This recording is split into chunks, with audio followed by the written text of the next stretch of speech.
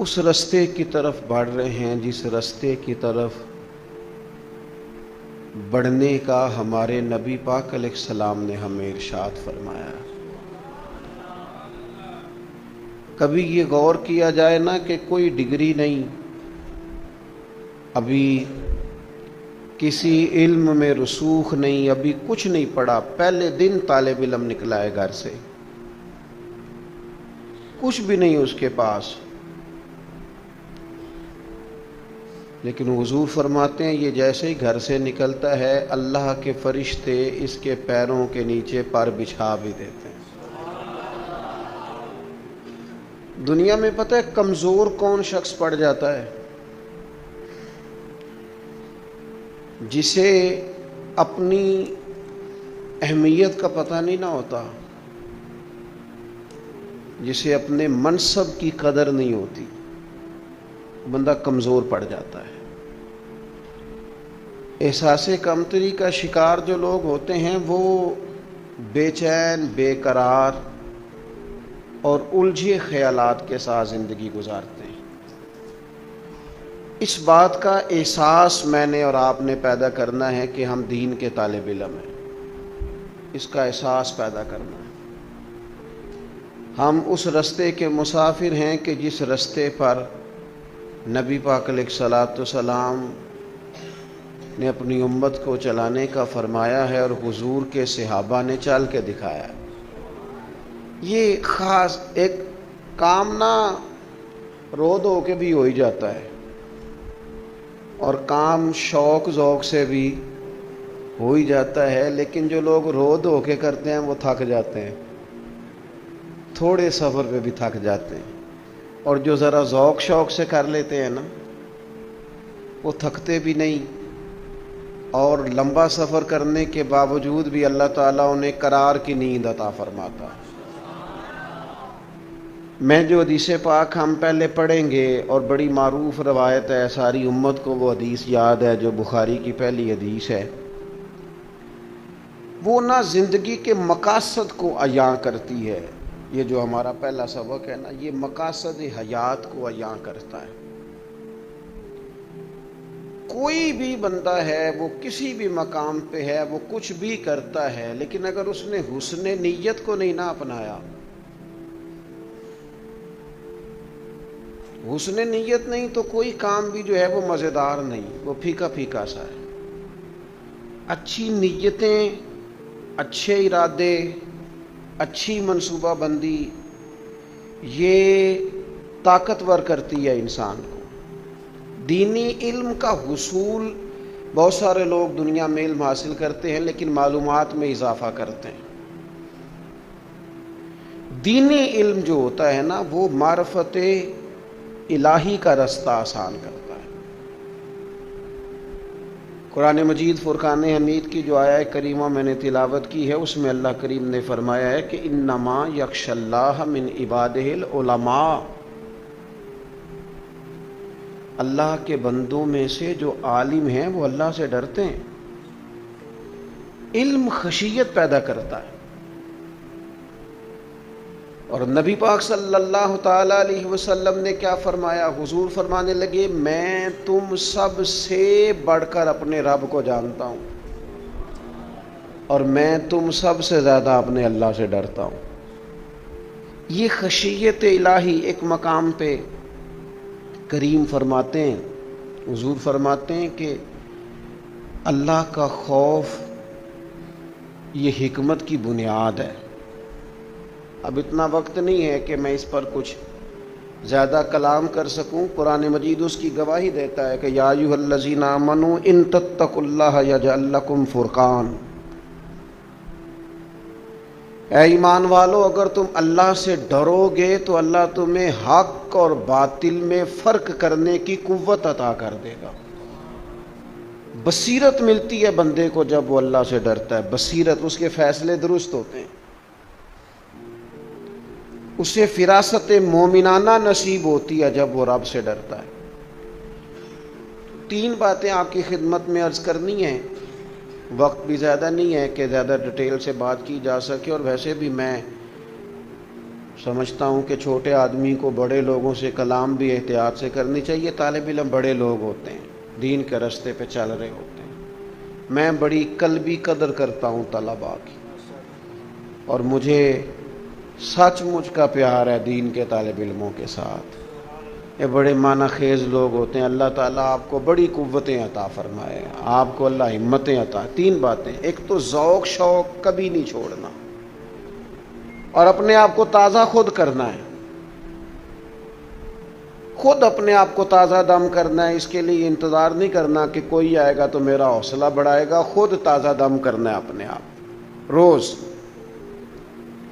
یعنی کچھ اچھی اچھی چیزیں بندہ سوچتا ہے تو طبیعت تازہ ہو جاتی ہے.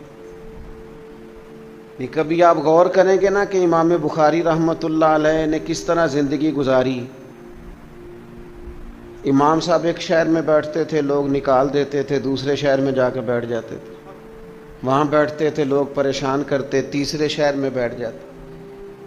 یہ اس شخص کی کتاب آپ پڑھ رہے ہیں، اس شخصیت کی جنہوں نے قرآن مجید کے بعد سب سے صحیح کتاب لکھی، لیکن آخری عمر میں ہاتھ اٹھا کے دعا کی تھی کہ اللہ اگر زندگی میرے لیے بہتر ہے تو مجھے زندہ رکھ، اور اگر تیری بارگاہ میں حاضری بہتر ہے تو پھر یہ زمین لوگوں نے تنگ کر دی ہے میرے اوپر.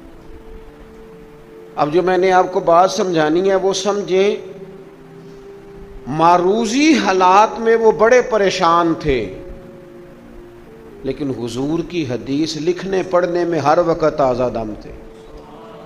یہ کسی جگہ آیا نہیں ہے کہ آپ حدیث پاک بیان کریں، کہیں حکم نہیں آیا تو اس سے پہلے آپ غسل کریں، خوشبو لگائیں، 2 رکعت نماز پڑھیں، آیا نہیں. پر امام بخاری جب بھی حدیث پاک لکھنے لگتے تھے پہلے غسل کرتے تھے، 2 رکعتیں پڑھتے تھے، خوشبو لگاتے تھے، پھر بیٹھتے تھے. یہ کیا ہے؟ یہ خود اپنے آپ کو تازہ دم رکھنا ہے، ہوش میں رہنا ہے، ذوق کو قائم رکھنا ہے. تھکے تھکے پڑھیں گے مزہ نہیں آئے گا. کبھی چلے گئے، کبھی نہ گئے، کبھی ہمارے پنجابی میں کہتے ہیں ڈانگ ٹپاؤ پالیسی. اے ہفتہ اوکھا سوکھا کڈو، پھر اگلے ہفتے بھی کو سبقاں دی چوری، پھر یہ نہیں، مزہ نہیں.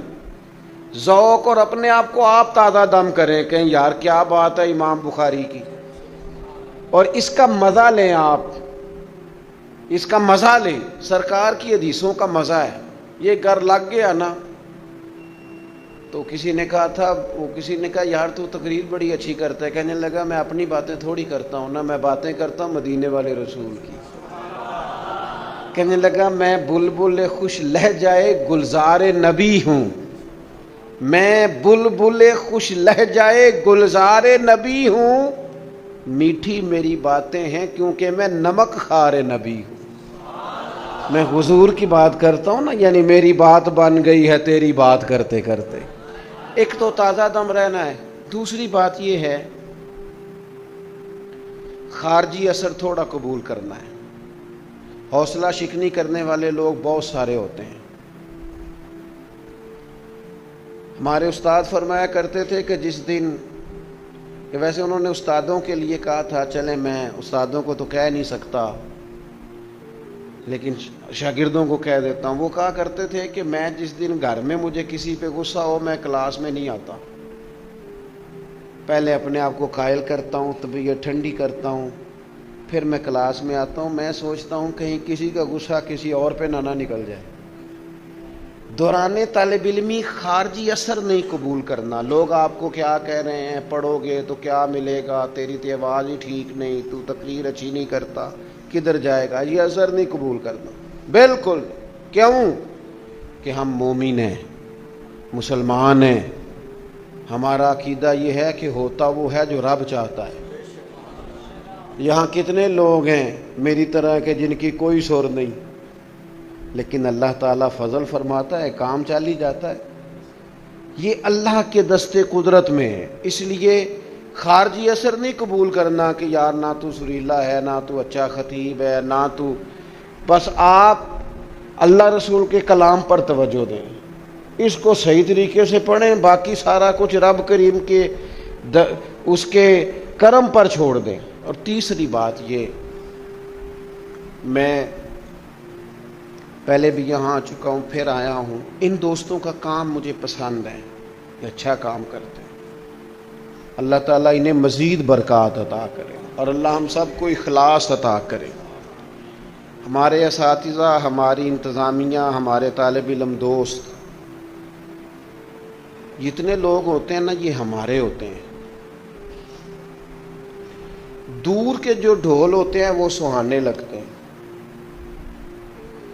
اور ویسے بھی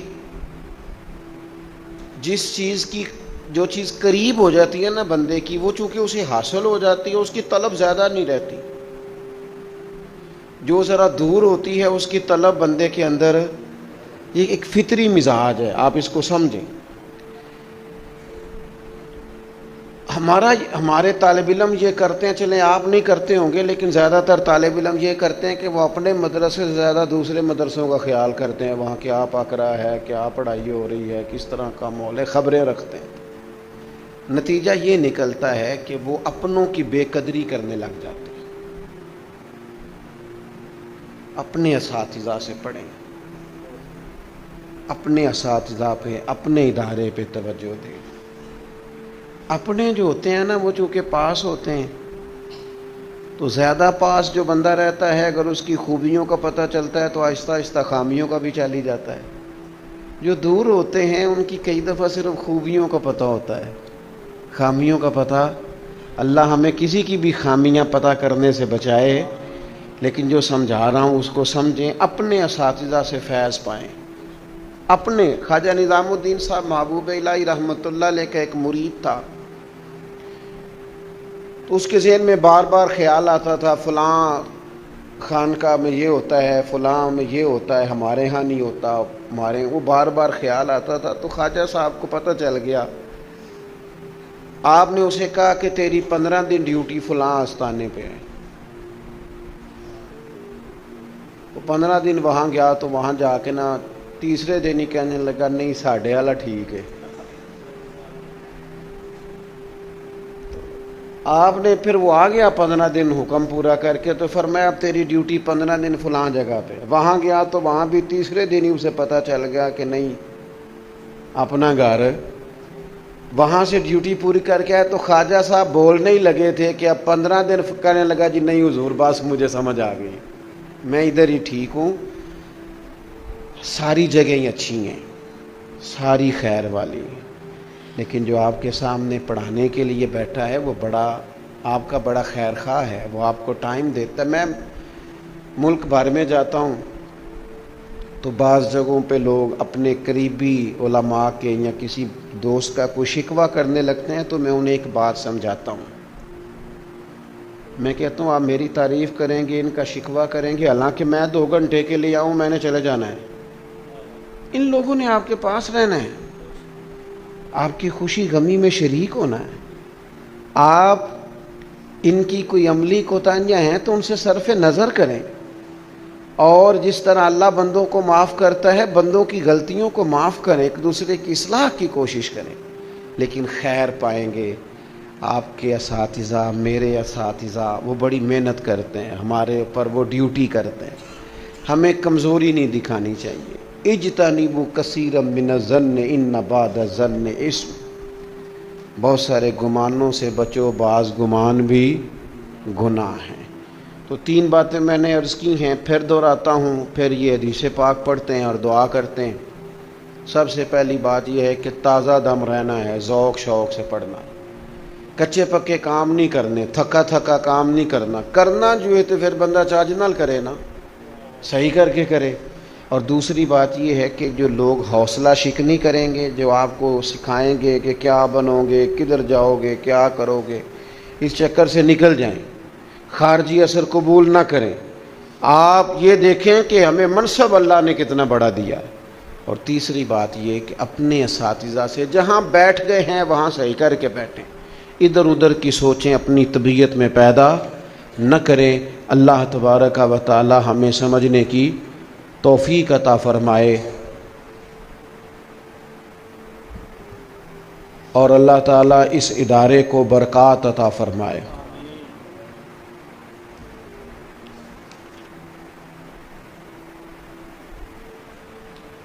ایمان گھٹتا بڑھتا ہے کہ نہیں؟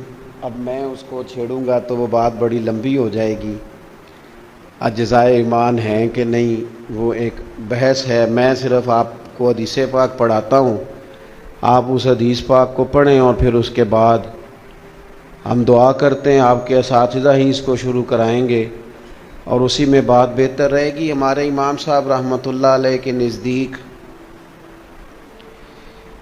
ایمان کو یہ تو کہہ سکتے ہیں کہ وہ طاقتور ہو گیا ہے، پر ایمان گھٹتا بڑھتا ہے، یہ ہمارے امام صاحب کا مذہب نہیں ہے۔ اور ایک بات چلیں یہاں یہ بھی آگے عرض کر دوں، عقائد میں تقلید نہیں ہوتی۔ بارک و تعالی میری اور آپ کی حاضری پردہ پوشی فرمائے۔